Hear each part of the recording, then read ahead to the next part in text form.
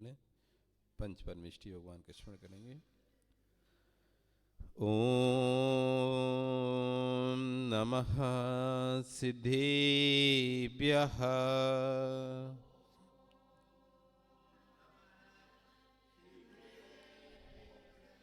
ओम नमः सिद्धेभ्यः।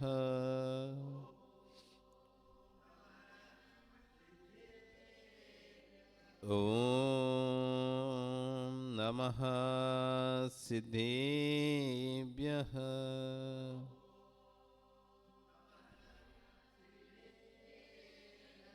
तिर्यणे खग्गिणाय रुतारी मोह सैर सिर निविहो आयरी राऊ पसियो परवादीण्यो भव्य जीलोए। नमो अरिहंताणं नमो सिद्धाणं नमो आयरीयाणं नमो वज्झायाणं नमो लोये सव्यसाहुणं। बोले अनंतानंद से परमेष्टि भगवान की, आदि ब्रह्म आदिनाथ भगवान की, वर्तमान शासन महावीर भगवान की, आचार्य सकल कीर्ति स्वामी महाराज जी की, आचार्य गौर विश्व सागर जी महाराज जी की, अहिंसा में विश्व धर्म की।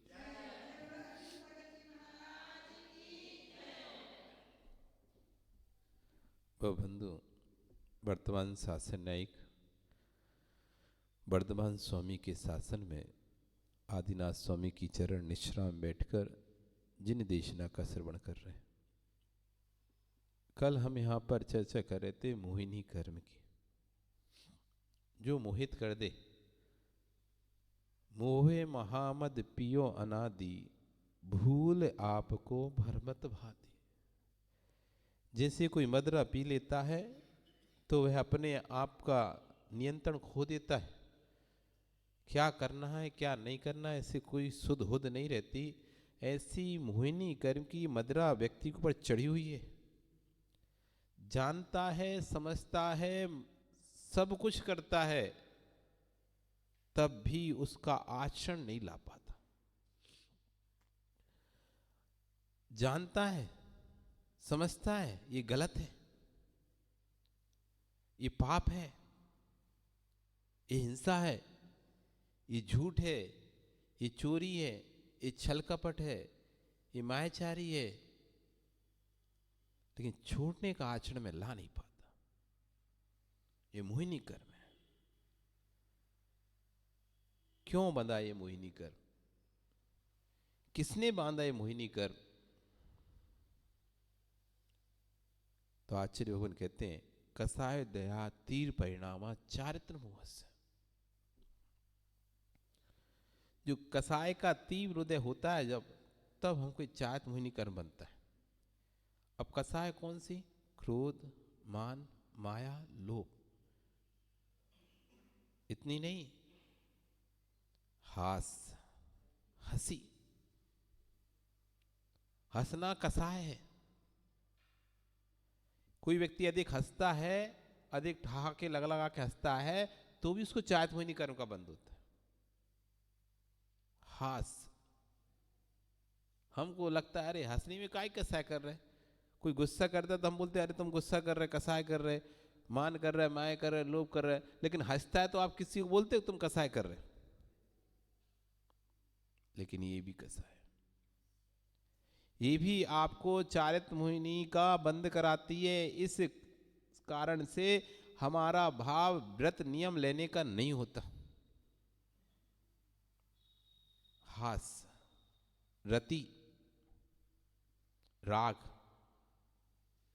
तीव्र राग यदि किसी को है, चाहे माँ को बेटे से हो, बेटे को माँ से हो, पति को पत्नी से हो, पत्नी को पति से हो, भाई को भाई से हो, बहन को माता पिता से, किसी का से भी राग हो, व्यापार से राग हो, धन से राग हो, पैसे से राग हो, किसी भी चीज से यदि अधिक राग है, अधिक राग समझते हैं, अधिक राग मतलब जैसे ही वो व्यक्ति एक क्षण के लिए आप उसे अपनी पल आंखों के आगे से दूर करना नहीं चाहते, एक क्षण भी वो चीजें दूर हो जाए तो आप आकुल व्याकुल हो उठते हो, विचलित हो जाते हो, रह नहीं पाते उसके बिना। ये अति राग कहलाता है। ये अति राग इच्छात मोहिनी कर्म का बंद कराता। राग के बिना तो संसार चलता नहीं है। जब तक राग है तभी तक संसार है, राग नहीं तो संसार नहीं। इसलिए राग तो होगा संसार में रहने वाले को। ऐसा नहीं कह सकते पूर्ण रूप से राग से कोई भी व्यक्ति मुक्त हो जाए।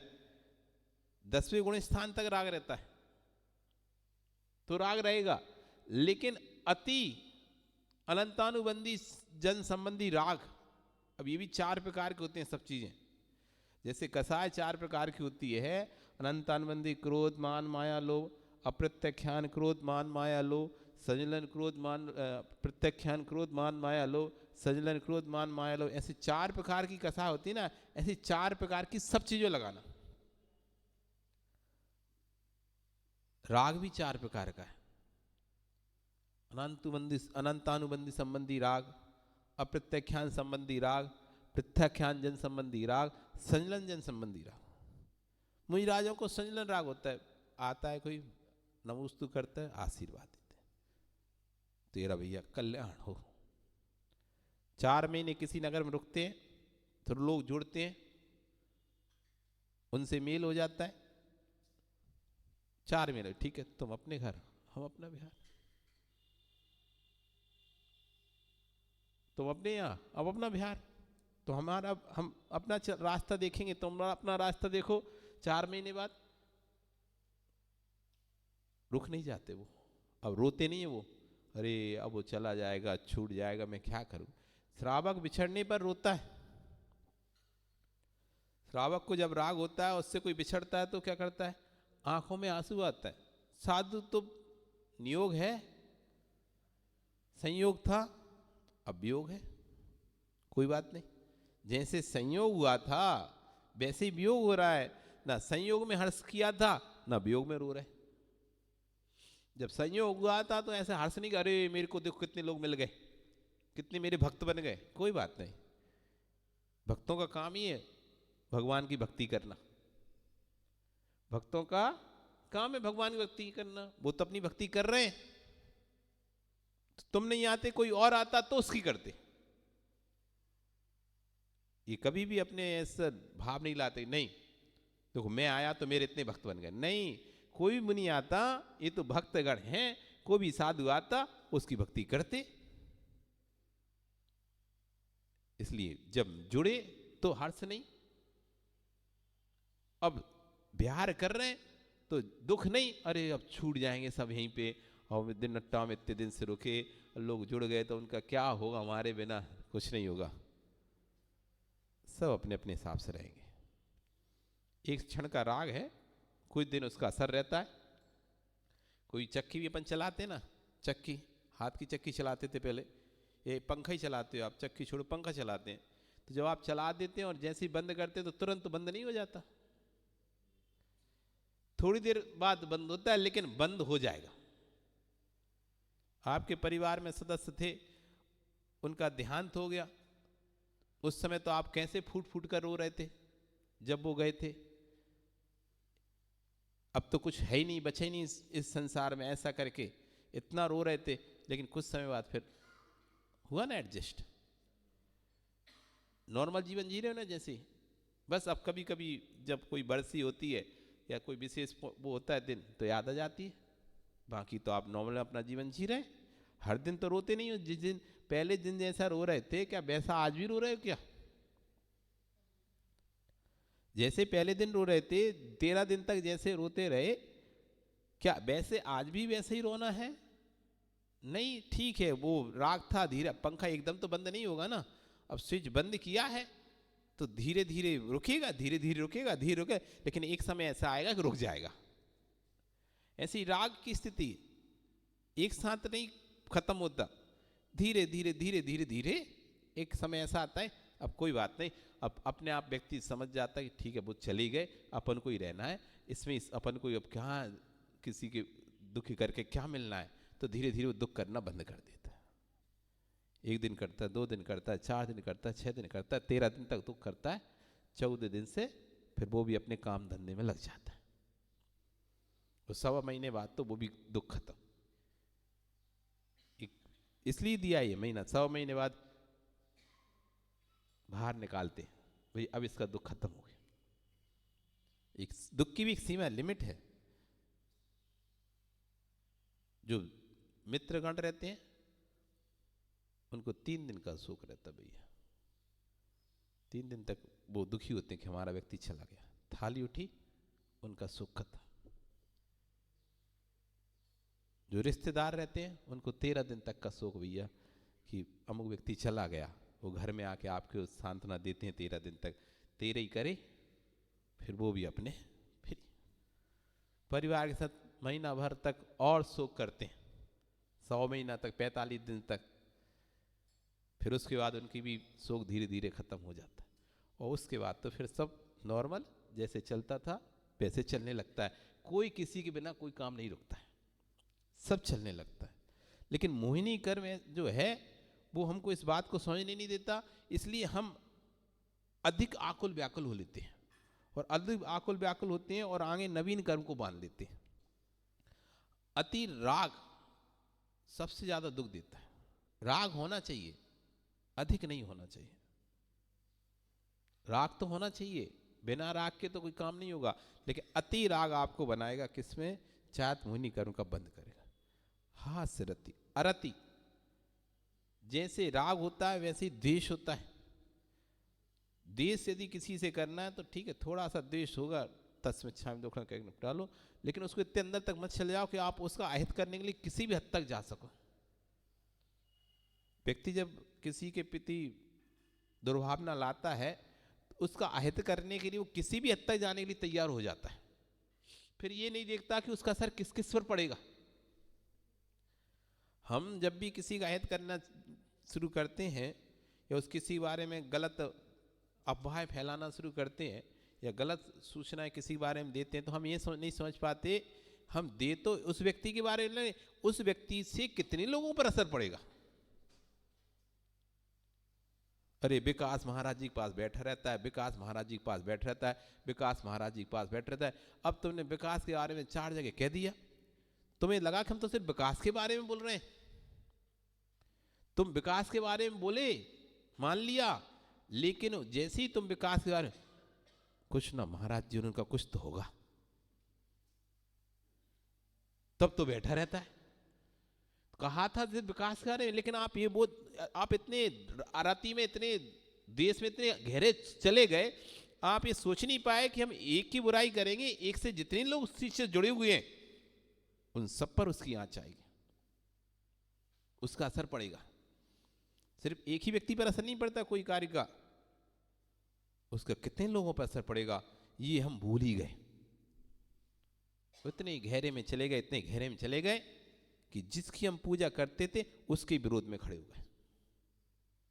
व्यक्ति जब जाता है द्वेष में, अरति में जाता है, फिर ये नहीं देखता कि हम जिसकी पूजा कर रहे हैं उसके विरोध में खड़े हैं कि विरोधी के विरोध में खड़े हैं।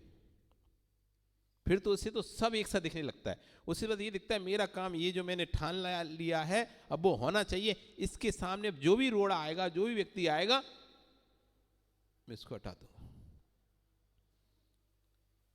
बड़े बड़े व्यापारी लोग या बड़े बड़े जो व्यवसायी होते हैं, उनको कोई जब अपना कोई टेंडर या कुछ भी पास करना होता है, कुछ भी कोई प्रोजेक्ट उनका रहता है, तो किसी भी हद तक चले जाते हैं। किसी की हत्या भी करवानी पड़े तो वो उसके लिए भी तैयार रहते हैं। किसी को उजाड़ना पड़े, किसी के घर में आग लगवाना पड़े, किसी का मकान तोड़वाना पड़े, उनके प्रोजेक्ट में कोई भी आड़े आ रहा है, वो मान नहीं रहा, फिर वो किसी भी हद तक चले जाएंगे उसके देश में। अब मैं देख लूंगा, चाहे लाखों खर्चा हो, चाहे करोड़ों खर्चा हो, लेकिन अब तो ये तो मैं देख के रहूंगा। फिर वो पूरी ताकत, पूरा जोर अपना लगा देता उस चीज के लिए। तो कह रहे अरेती, कभी भी किसी से द्वेष करें, एक सीमा में रहना चाहिए। कभी ये नहीं हो जाए अरे उसके चक्कर में आप 4 और लोगों को लपेट लो। हास रति अरति, शोक, इष्ट के जाने पर शोक होता है। जैसे बताया ना, घर में कोई परिवार का सदस्य चल गया तो शोक होता है। ठीक है, शोक का समय 1 महीने, चलो ठीक है, उसके बाद वापिस आओ, लगो काम पे। अब तुमने घर बार सब छोड़ दिया, व्यापार छोड़ दिया और 24 घंटे रोना रोना रोना रोना लगे हो, वो याद करते रहे, उससे होगा क्या?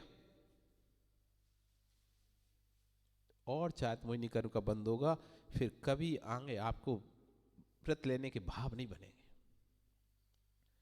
तीव्र शोक नहीं करना चाहिए। शोक होता है, कोई भी व्यक्ति अपन से बिछड़ता है, जाता है, उसके साथ रहने पर उससे राग हो जाता है, जब वो चला जाता है तो शोक होता है, लेकिन उसकी भी एक सीमा रखो। आपने देखा ना, कभी कभी लोग शोक में अपना शरीर सब तोड़ लेते हैं,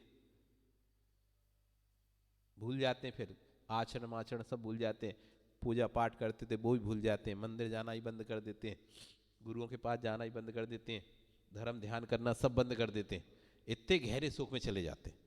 अभक्ष पीना शुरू कर देते हैं, शराब आदि पीना शुरू कर देते हैं, दिन भर धुत पड़े रहते हैं, ना किसी से मिलते ना किसी से उड़ते, पड़े रहते हैं, सोते रहते हैं। मतलब जैसे कहते हैं डिप्रेशन में चला जाता है व्यक्ति।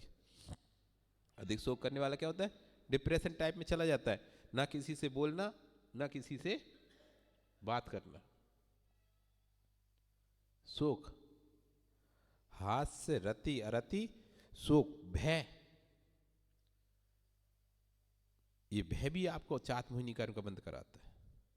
डरो पापों से, डरना है तो डरो, किससे? पापों से डरो। बाकी का व्यक्ति सम्य दृष्टि को डर नहीं होता किसी चीज का। कोई उसको मार देगा इसलिए वो उसकी पूजा कर रहा है, नहीं, वो निडर होता है, भय से मुक्त होता है। भय करता है, पापों से भय करता है, लेकिन सम्यक कार्यों में से किसी प्रकार का भय नहीं रखता। शोक, भय, जुगुप्सा, गिलानी भाव, धर्मात्मा को देखकर जिसके अंदर गिलानी भाव, अरे कैसा गंदा संदा रहते हैं, कैसे इनके शरीर में कुष्ठ है, पीड़ा है, रोग है, फोड़े, हम तो हाथ नहीं लगा रहे, कहीं हमको हो जाएगा तो, ऐसा भाव आता है। ये कहते हैं गिलानी। गिलानी करो, पापों से गिलानी करो, रत्नत्रय धारियों से गिलानी नहीं करो।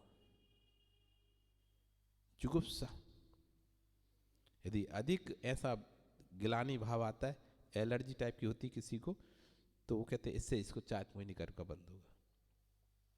स्त्री वेद, अधिक सजने से संवरने से, अधिक सुंदरता के साथ रहने से भी चात मोहिनी कर्म का बंद होता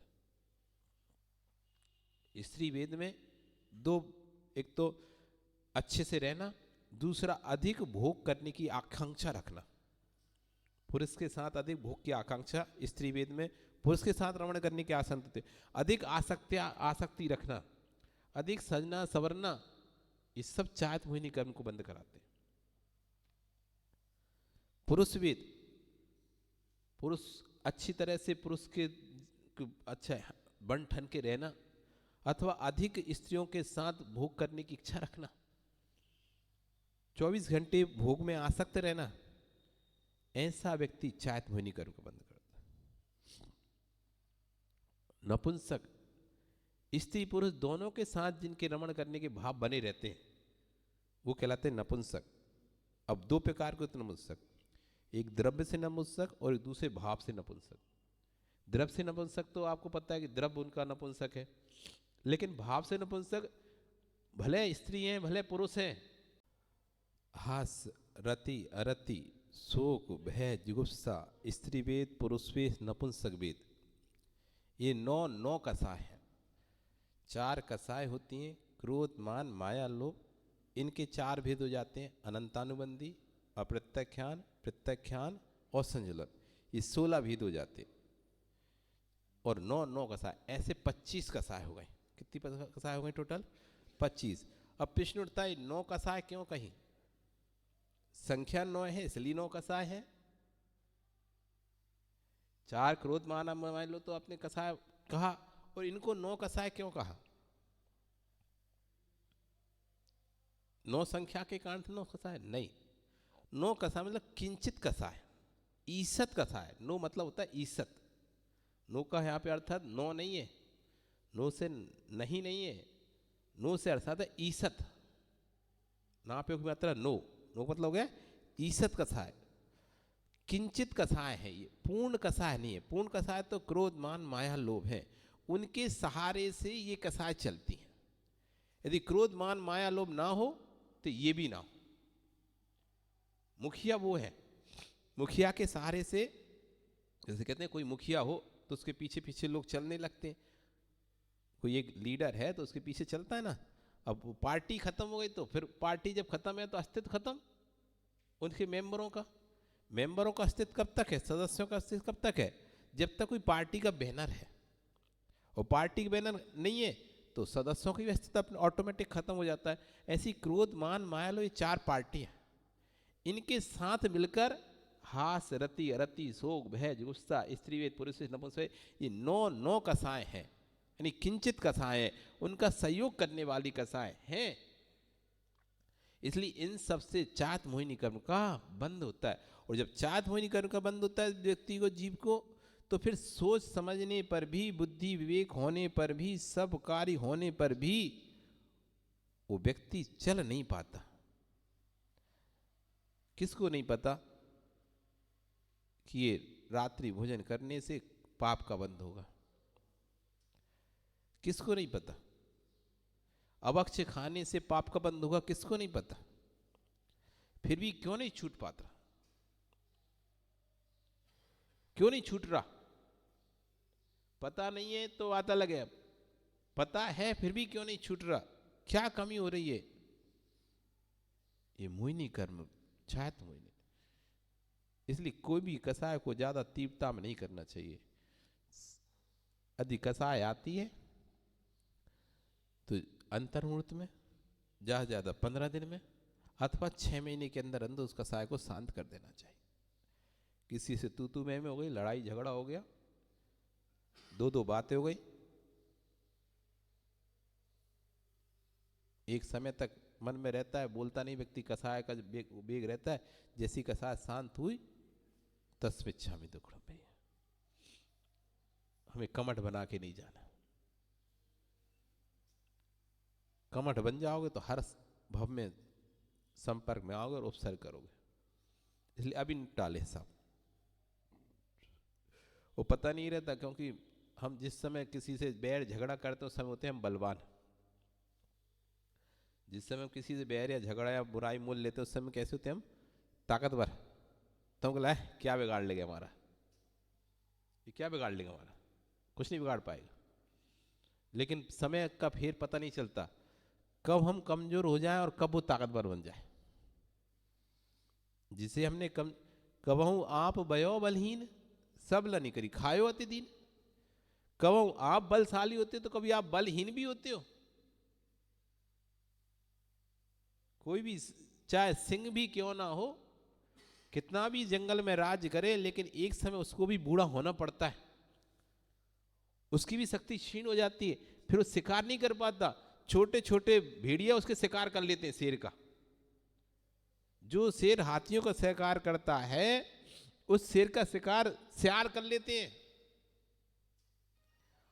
100 सियाल भी जिस शेर के आगे कुछ नहीं लगते, 100 सियाल भी जिस शेर के आगे कुछ नहीं लगते, शेर को घेर भी लें तो सियाल सारे शेर सारी सियालों को भगा देता है मार मार कर।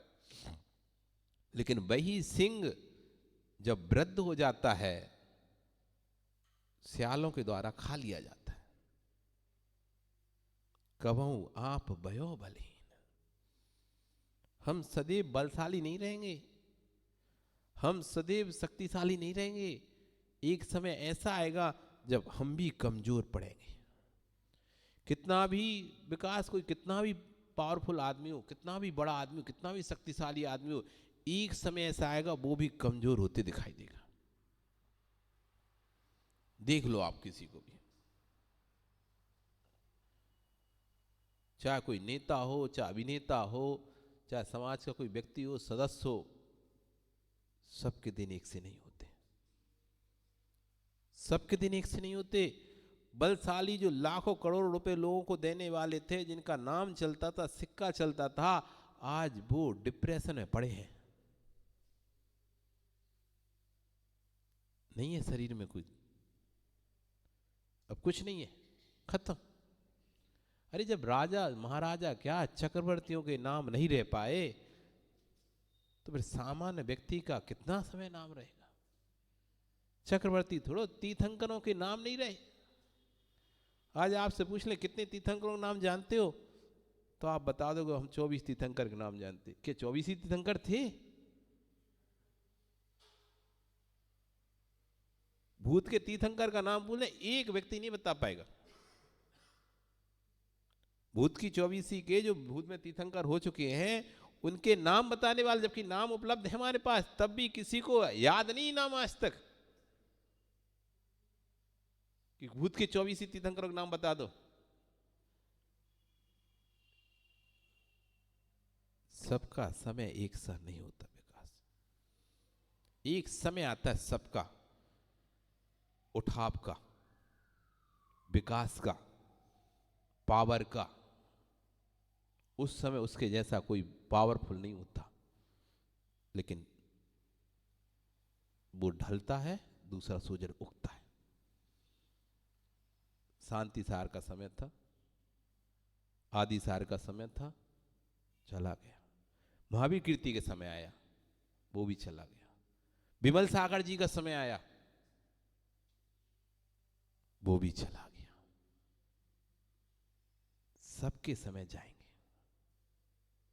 आए हैं तो जाएंगे, आए हैं समय तो जाएंगे। बस किसी का जल्दी, किसी का थोड़ा देर, किसी का जल्दी, किसी का थोड़ा देर, लेकिन जाते समय पता नहीं चलेगा तुम एकदम। अरे 1 साल पहले तो उसका क्या दबदबा था, अब तो कोई पूछता तक नहीं।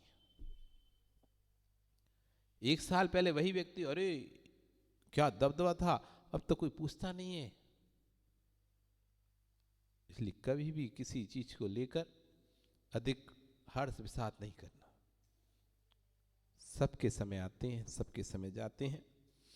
किसका समय कौन, पिति रावण सोचता था मुझसे ज्यादा कोई बलशाली है ही नहीं इस पृथ्वी पर, मैं 3 खंड का अधिपति हूं। नारायण पैदा हो गया लक्ष्मण। जब जंगल वनवास में थे तो पता चला कि सीता को कौन ने हरण किया, तो सीता को पता चला कि रावण ने हरण किया है। तो जितने भी जो सुग्रीव के सेना थी वो सब ने हाथ खड़े कर दिए। वो 3 खंड का अधिपति रावण, जिससे कि विद्याधर क्या स्वयं स्वधर इंद्र भी डरता है जिससे लड़ने में, उससे हम लोग समर्थ हैं क्या लड़ने के लिए? कोई लड़ ही नहीं सकता उससे। हम तो आपका साथ नहीं दे सकते। राम लक्ष्मण से बोल दे हम तो आपका साथ दे ही नहीं सकते, आप तो छोड़ दो, भूल जाओ सीता मीता को। अनेक कहानियां सुनाई कि कोई भी सिंह के मुंह से क्या हिरण्य के बच्चे को बचाकर ला सकता है? सिंह के मुंह में एक बार जो हिरण्य का बच्चा जा चुका है, अब तो वो किसी कीमत में बच नहीं सकता। इसलिए आप छोड़ो। इधर सुग्रीव कहानी सुना रहे, हनुमान कहानी सुना रहे, राम को समझा रहे कि छोड़ो सीता के बारे में।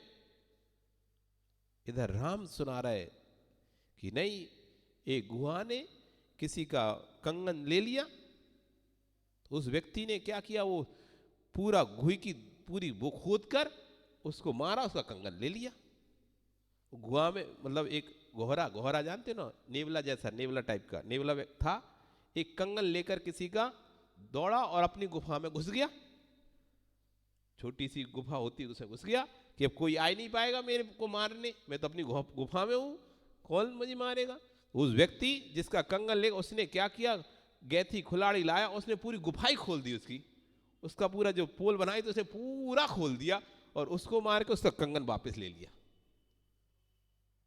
कोई यदि किसी की चीज लेकर अपने बिल में घुस जाए, दुबक के बैठ जाए, इसका मतलब कि मुझसे वापस नहीं ले सकते चीज। ऐसे तरह से दोनों तरफ से कहानियां चल रही। तब अंतिम निर्णय हुआ कि रावण जब मुनि सूरतनाथ भगवान के संशय में था तो उसने पूछा था कि हमारा वध करने वाला कौन होगा। तब वहां पर दिव्य ध्वनि हुई थी, ये जो कोटि शिला है जिस पर करोड़ों मुनियों ने बैठकर साधना की है, मोक्ष गए हैं, इस कोटि शिला को जो अपने हाथों से हिला देगा वही इस रावण का वध कर पाएगा, और कोई ये नहीं है, वही नारायण होगा, वही इस रावण का वध करेगा। तब सब लोग जो सुग्रीव के पक्ष के लोग थे, वानरवंशी, वे सब पहले लक्ष्मण को वहां पर लेके गए, आप इसको हिला के दिखाओ, तब हम मानेंगे हाँ आप रावण से लड़ सकते हो, नहीं तो हम तो आपके साथ नहीं जाएंगे मरने। कौन जाएगा मौत के कुएं मरने के लिए? आप तो मरोगे, हम और मरेंगे साथ में। तब लक्ष्मण ने कहा ठीक है। उठाने हिलाने की बात थी, लक्ष्मण ने दोनों हाथ से उठा के ऊपर ऐसे उठा दिया। ल तो हिलाने की बात कर रहे थे ना, हिला के दिखाओ, हम उठा ही दे रहे। उसने कोटि शिला उठा दी। तब सबको लगा कि अब रावण का अंत निश्चित है। जिसका अंत असंभव दिखाई दे रहा था, उसका अंत करने वाला भी पैदा हो चुका है। इसलिए सबके दिन एक से नहीं होते, एक समय सीमा में सब अपने अपने उत्कर्ष चरम सीमा तक रहते हैं, बस संभलना उसी समय रहता है। जब हमारा विकास होता है, जब हमारी उन्नति होती है, उस समय हम अहंकार में, मान में, अभिमान में इतने डूब जाते हैं, फिर हमको कोई दिखाई नहीं देता है। ये वो संभलने का पीरियड है। बस वहां पर हम इतने उस धन, वैभव, ऐश्वर्य, शौहरत या पावर में अंधे हो जाते हैं कि हमें ये दिखाई नहीं देता, ये चला जाएगा, उसके बाद फिर मेरा क्या होगा। मोहिनी कर्म से यदि बचना है तो जो भी प्राप्त सामग्रियां हैं उनमें ज्यादा राग द्वेष नहीं करो, और यदि किसी से कुछ हो भी जाए, क्योंकि आज मैं बलशाली हूं, कल मैं ही बलहीन होऊंगा। आज मैं बलशाली हूं, कल मैं ही बलहीन होऊंगा। हमारे देखते देखते इनके 5-6 भाई थे, 6 भाई, सब एकदम हट्टे तगड़े स्वस्थ एकदम। देखते देखते एक भी स्वस्थ नहीं बचा इनको छोड़कर। सारे के सारे, छोटे इनसे बेबी और इनसे बड़े बेबी, सबके शरीर खराब हो गए, कोई काम के नहीं बचे, या तो मानसिक या शारीरिक।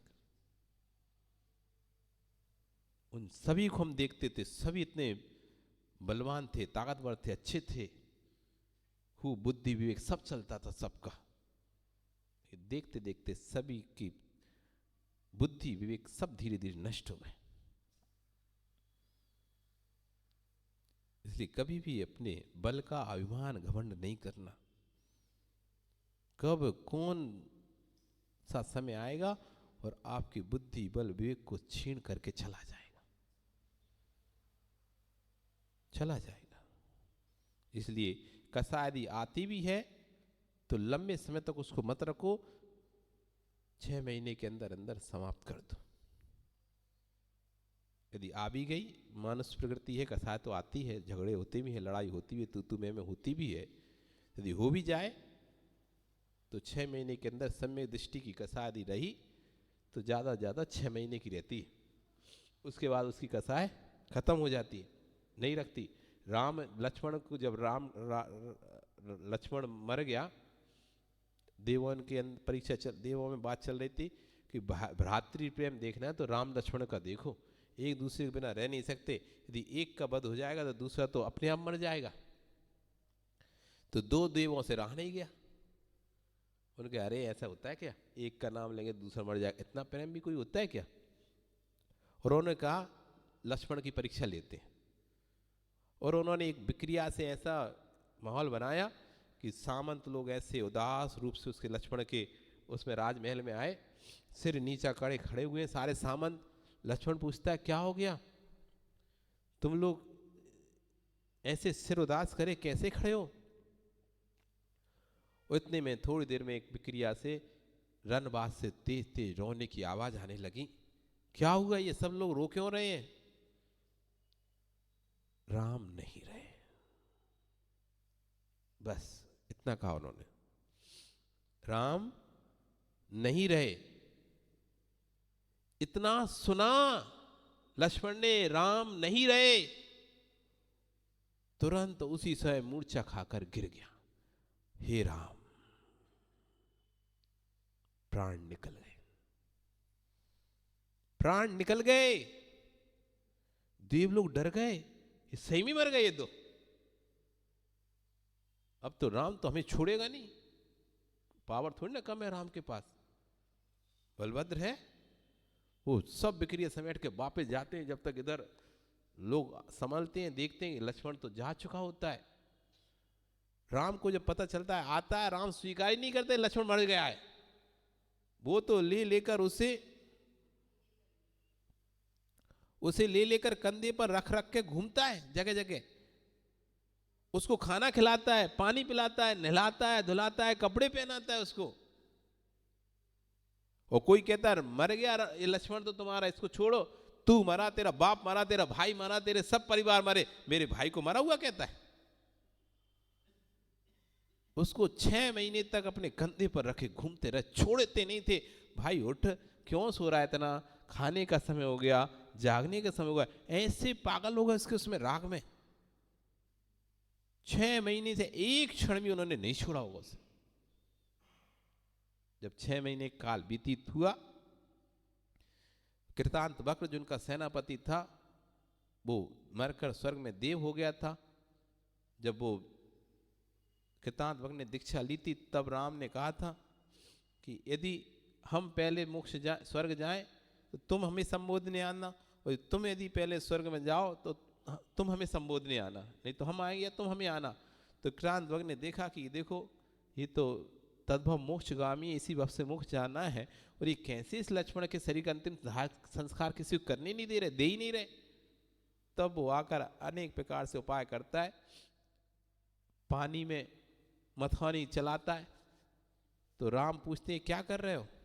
तो बोला मैं घी निकाल रहा हूं, मतलब भार मथानी से मठा निकाल रहा है, मक्खन निकाल रहा है। तो राम कहते हैं कि पानी से कोई मक्खन निकलता है क्या? तो फिर बताओ, मुर्दा कभी जिंदा हो सकता है क्या? मुर्दा कभी खा सकता है? तुम भी तो मुर्दे को खिला रहे हो। तो वो अपना मुर्दा उठाकर भाग जाता है राम। फिर आगे जाके देखता है तो एक व्यक्ति बालू को पीलकर तेल निकाल रहा है। तो राम पूछते क्या कर रहे हो तुम?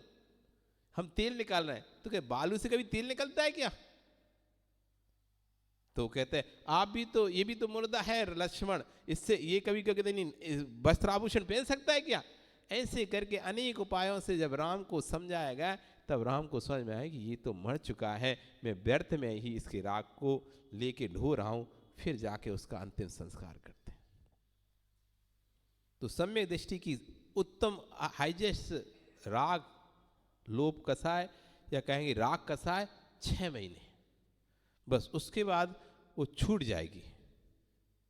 और इससे ज्यादा लंबा चला गया तो मिथ्यात्व में चला जाएगा। इसलिए अधिक से अधिक कसाय किसी से हो भी गई हो तू मैं, तो 6 महीने के अंदर अंदर उससे क्षमा मांग लो।